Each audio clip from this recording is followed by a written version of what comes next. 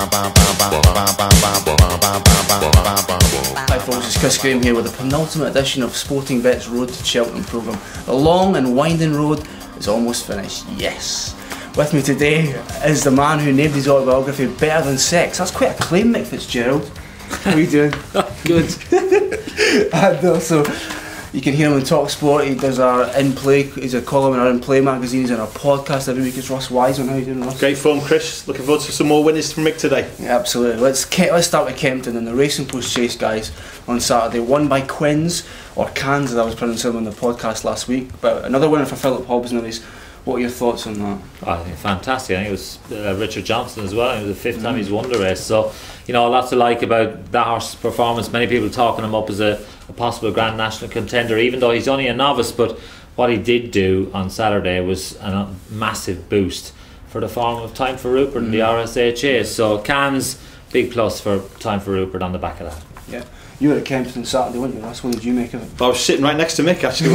We were watching the race. We had a nice lunch there with the Racing Post, Bruce Millington and the team there. It was a great day. What I would say about the race, Chris, was that if you'd have listened to Alan King prior to it, you'd have been having a fortune on backbencher. He was very, very bullish about that, wasn't he, Mick? Extremely bullish about it. Plenty of horses fancied in the race, and Cans or Quins, as you say, was one of those. And great achievement by Philip Hobbs, isn't it? 5 times winning that race now, the most successful trainer in the Racing Post Chase, and it really does bode well now. Cheltenham just round the corner, clearly his team in sparkling form. Absolutely. Okay, one of the supporting races on Saturday was the Pendle Novices Chase, won by the fantastic Captain Chris. Mick, you're a big Gazelle fan for the Arcolis. Captain Chris winning on Saturday paid that an enormous tribute, didn't it? Yeah, certainly did. He's horse has been placed several times this year, Captain Chris. Many people starting to question his resolution, but I think that's unfair because he's just been beaten by very good horses as well, the likes of Meadowmit. So the form stacks up. He's a smart horse, and I think you can't rule out the Arkle for him now, but I think he could just be a bit par player. Sure. Ross, what price is he for the Arkle? Well, Chris, I mean, it was a good performance for me. I mean, maybe American Trilogy didn't do itself any favours in the race, but now Captain Chris is a 12-1 chance. Obviously, Meadowmit at the top of the market has already taken Captain Chris's scalp at 7-2. Finian's Rainbow, we said Mick, even though he's close to the yard, hasn't been overly bullish about that 9-2, and Gazeo 9-2 as well. Look, shaping up to be a terrific race. And Matt Williams, we see today in the Racing Post, has tipped up Starlock as a potential winner at 10-1. So we've genuinely got, guys, 6 or 7 real live contenders in this year's Arkle. Yeah, indeed, Dan.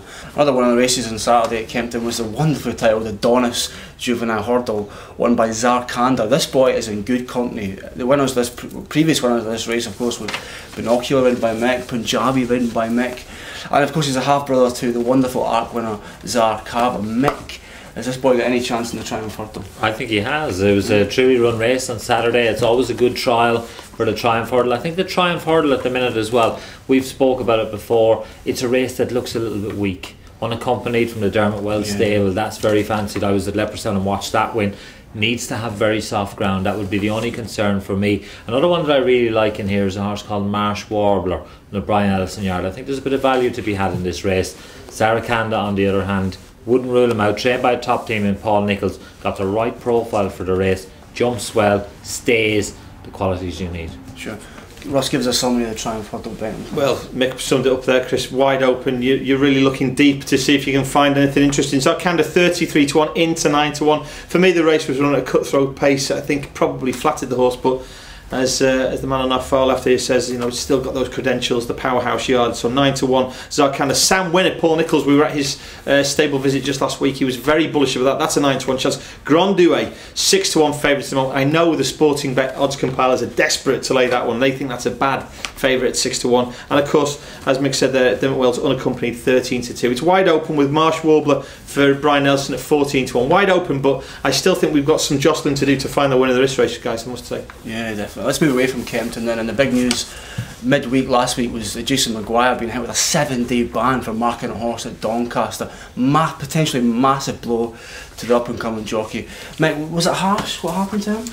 I think it was harsh. I think one of the big things you've got to look at here is that he marked the horse, and if you marked him, you come in with a minimum 5 days suspension, and that's the problem. He got 2 days for his use of the whip, but 5 days because he marked the horse. Now I think they've got to change the rule here. If they change the rule that a horse that hasn't previously been marked goes on a list, you receive an official caution. If you then mark it, you then get a 5 or 7 day suspension. I think that would be fair, but on this occasion I think he's got to feel hard done by, especially if he sat in the stands and he watches Pedlar's Cross storm up the hill in the champion hurdle. It happened to Norman Williamson with Flaky Dove a few years ago, and he was gutted. He said he struggled to get over it, and Jason Maguire would feel the same way. And Jason Maguire's had a fantastic couple of years, definitely the top 5 best jump jockeys now, Ross.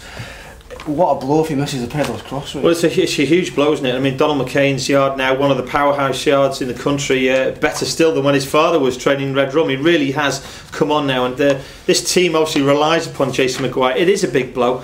I'm actually surprised that Pedlar's Cross has maintained its 11-2 quote, because this is quite an unusual horse to ride. I think it needs a little bit of shaking up. Obviously he knows the horse very well. I'm sure Mick, they'll find some superb pilot to take the ride, because it's clearly in there, still the full favourite for the champion hurdle, but it doesn't do the horses any chances any good.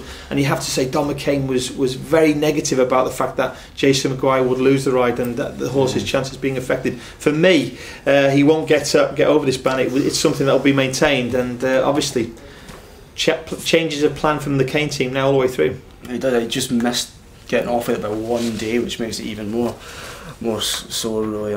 Let's move on then to we ask you every week if you've got any questions for Mick, and we've got a couple of responses this morning.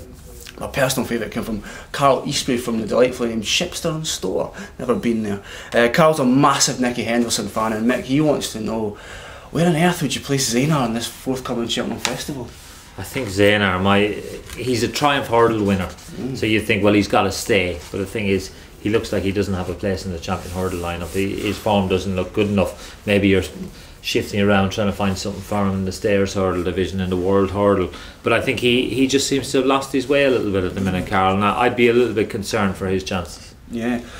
When he won the Triumph Hurdle, he was one of the favourites going into the champion hurdle, won the Triumph Hurdle, champion hurdle 2010. But I just think about that race at Kelso just before last year's festival, might have really broke him. Yeah, well, he's never come back from that, has he? And his form has really dipped since then. It has indeed. Anyway, have you got any sort of, we're approaching the end of the series now, any sort of value bets from races we haven't really touched on in the last 6 weeks? Well, I think the handicaps, we haven't really touched on them. We will more so next week, but a horse that I'm really very big on is Aegean Dawn. Horse trained by my old boss Nicky Henderson. He's a big powerhouse of a horse, and I think he's a star in the making, this fella, and I think his star could be shining fairly brightly come the Coral Cup at Cheltenham at the festival. I know he's favourite, but I think he's a bit of value even still. Don't forget, he kicked Mill Chief out of the way. He was getting plenty of weight off him, but he beat him like he wasn't there, and I think he's a very smart horse, Aegean Dawn. Sure. Russ, what about yourself? Anything catching your eye? Well, I'm looking at all of these horses. If you'd have been with me at Paul Nicholls' yard, I'd have been putting up Pepe Simo for the Grand Annual. Of course, that horse's colours have been well and truly lowered. So keeping an open mind. We've got festival preview season starting in the next few days. Mick's already started. We've got a major one coming up at Cheltenham, the official Cheltenham preview, courtesy of ourselves at Sporting Bet. Really looking forward to that. I still think we'll unearth a few gems before the kick off of the festival, Chris. Absolutely, not on to go now, lads. Let's leave it there for today. We are back next week. We're getting out of these offices as well. We're heading to some swanky bar in London to talk about all the big festival races, loads of sort of features and fun. The three of us in action, so please do join us then next week. See you then.